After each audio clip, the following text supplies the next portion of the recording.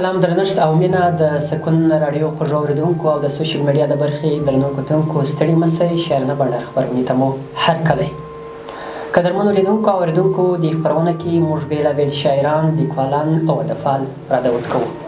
د هغوی پر ژوند ادبي هڅو او لاسته راوړنو ورسره غږېږو د نن خپرونه کې بیا هم شاعر راسره شتون لري هیله د خپرونه تر وروستۍ شېبو وګورئ او په مینه یې واورئ شاعر میلمه ښاغلی کوثر حقاني صاحب دی تمه دا ده چې زموږ دا څو شېبې خپرونه په ډېره مینه وګورئ او راسره یې واورئ ښاغلی حقاني صاحب تاسو ته هرکلی ډېره مننه محترم ان صاحب ډېر خوشحاله شولم چې خپل دا ښایستې خپرونې ته مو دعوت کړم الله تعالی دې خوشحاله ولره جوړ اوسه ډېر زیات مننه ښاغلی حقاني صاحب موږ خپرونې پیل کې له قدرمنو میلمنو څخه لومړنۍ دا پوښتنه کوو چې مثلا څوک دی چیرې زیږېدلی که نن له کوثر حقاني څخه دا پوښتنه وکړو چې ښاغلی کوثر حقاني څوک دی چیرې زیږېدلی او څومره زده کړې ترسره کړي محترم ان صاحب زه خو د لې په ښار کې زیږېدلی یم په لښکرګاه ښار کې او د لې لوی شوی یم دا دی چې تر اوسه پورې د لې اوسېږم بل ځای مې استوګنځی نه دی کړی چې داسې موږ ژوند تېر کړو بس د لې په دغه ښار کې چې پیدا شوي د لې مو ژوند دی او زده کړې مو دیني زده کړې هم کړي دي عصري زده کړې مو دومره نه دي کړي لکه عصري دیني زده کړې چې مو کړي ډېر ښه ښاغلی حقاني د نامه پوښتنه که هم وکړو چې مثلا حقاني کوثر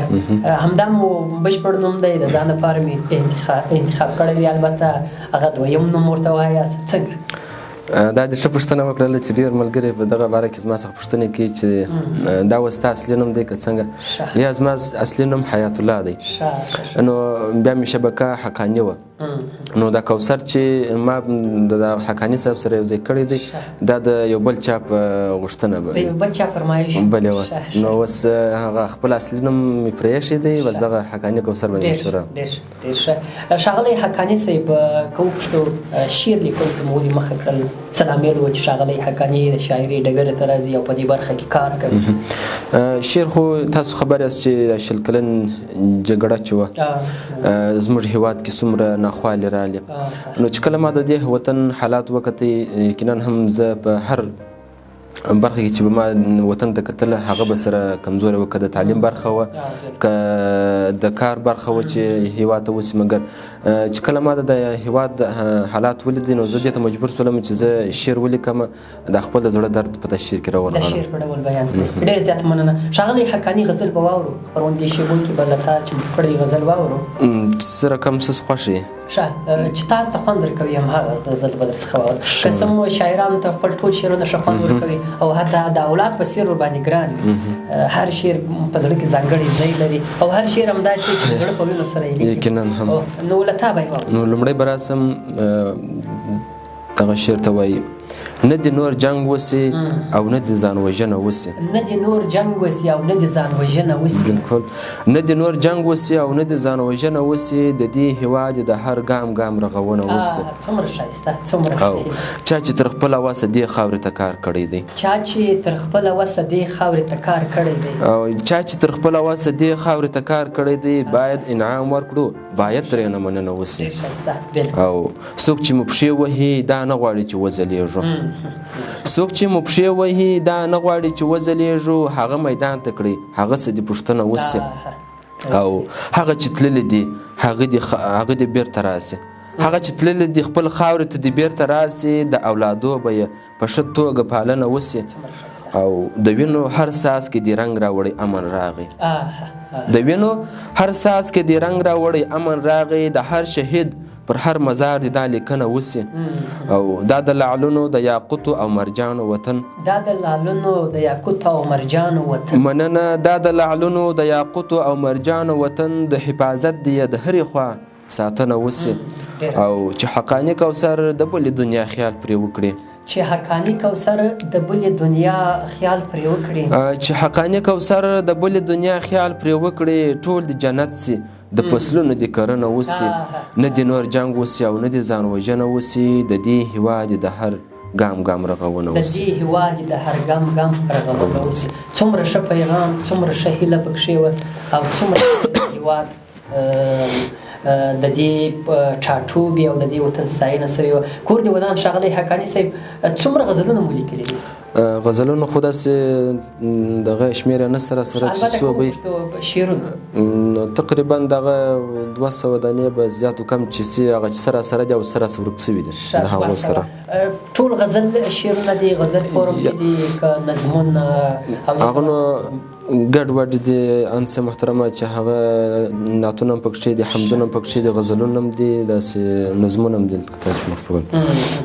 شعري ټولګه ښاغلی حقاني چاپ نه لري؟ یا تر اوسه نه لرو. لامل څه دی چې مثلا 200 شعرونه تقریبا 2 ټولګې کېږي؟ داسې شعرونه به وي چې مثلا حتما په ټولګه کې د راتللو وړ وي. لامل څه دی چې ټولګه نه لري چاپ؟ لامل ما خپله کوشش نه دی کړی چې زه شعري ټولګه چاپ کړم، ځکه چې زه خپل شعرونه دونه اوس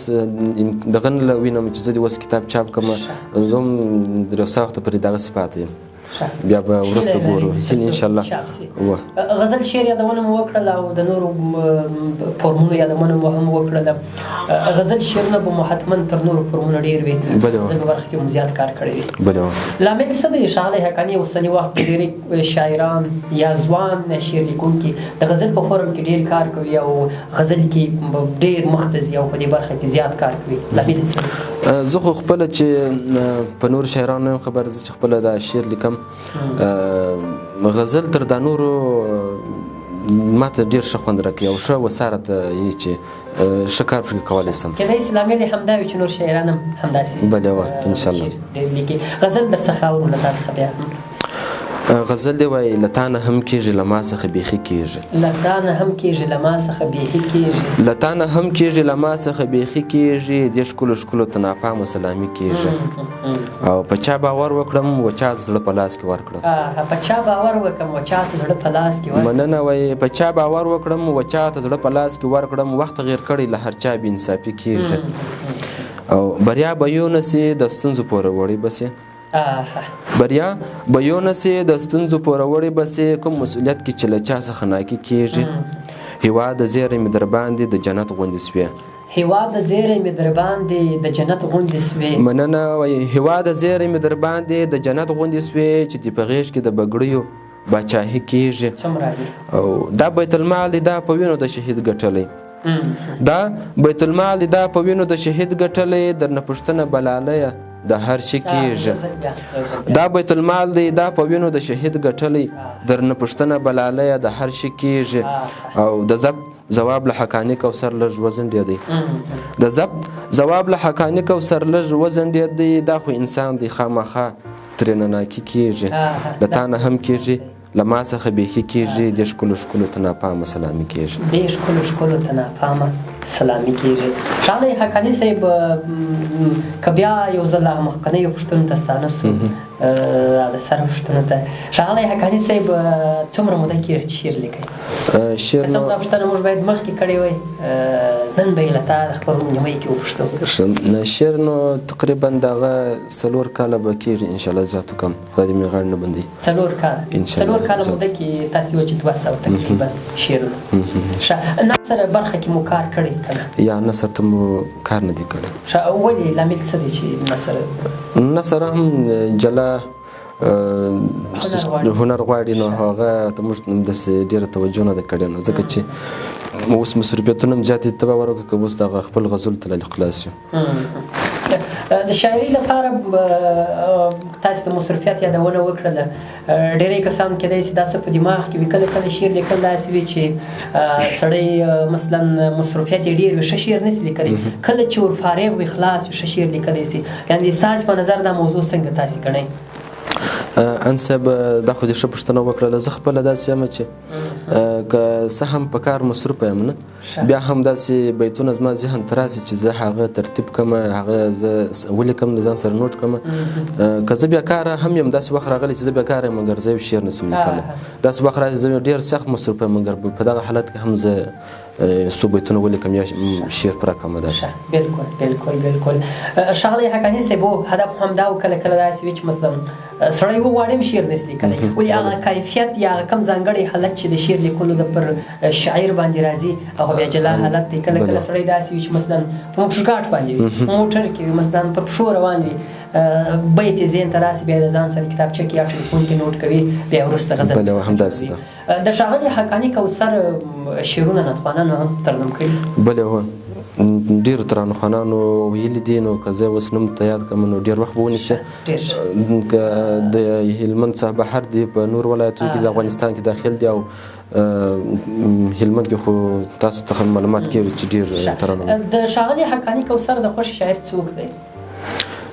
زما د خوښ شاعر چې دی هغه هلمند کې او د هېواد په سطحه عکس ما د خو داسې چندانې د څوک نشي چې زه درته وایم چې دا زما د خوښ نه موږ کرکټ کې یو څه لرو وایي د خوښ لوبغاړی دی نن په شاعري کې د خوښ شاعر معرفي کړي. شاعران خو ډېر دي خو چې زما خپله ډېر شعرونه خوښېږي د مولانا بسمیل صاحب شعرونه ډېر خوښېږي او د لیت په هلمند کې د ډېرو شاعرانو شعرونه مې خوښېږي انشاءالله. ډېر ښه. وروستی غزل اورو له ښاغلي حقاني صاحب څخه بیا به وروستی پیغام نوي شاعرانو ته راته وړاندې کړي او بیا به یو غزل دی وایي پس له شاره پسې مه ګوره که تللم پس له شاره پسې مه ګوره که تللم له خپل هیلو ارمانو که تېرېدلم زما باور دی زما ملګري به ما ژغوري زما باور دی زما ملګري به ما ژغوري زما باور دی زما ملګري به ما ژغوري که دښمن چېرته د شا د خوا وهلم او دا اولس مې په نظام کې را شریک دی دا اولس مې په نظام کې را شریک دی دې اولس زه په خپل غېږه کې ساتلم که به ستا په حق کې ما وی غفلت کړی ان صاحب که به ستا په حق کې ما وی غفلت کړی خپل ضمیر به بیا تر ستوني رانیولم حقاني کوثره داسې ښکلی عشق و خپلې مینې ته د اور پر څوکو تللم خپلې مینې ته د اور پر څوکو تللم. ډېر ښایسته. وروستی پیغام نوو شاعرانو ته له ښاغلي حقاني اورو. ټولو شاعرانو ته مې دا چې زه د دې لایق نه یم چې زه شاعرانو ته کوم توصیه وکړم د هغو ټولو څخه مې غوښتنه دغه ده چې ادب ته کار وکړي پښتو ته کار وکړي. بعضې شاعران داسې چې د هغه شعر د ویلو نه یې څوک وایي دا شی باید څوک ونه لیکي چې هغه بیا ټولنې ته د وړاندې کولو نه وي. ډېره زیاته مننه صحیح کور دې ودان ښاغلی حقاني صاحب. د پاتې اوسه ښکلې مې څنګ ته کښېنستل پورته سوم سخته بې ځایه بزرګي مې وکړل. د سکون راډیو درنو اورېدونکو او د سوشل میډیا د برخې درنو کتونکو نننۍ شاعرانه بانډار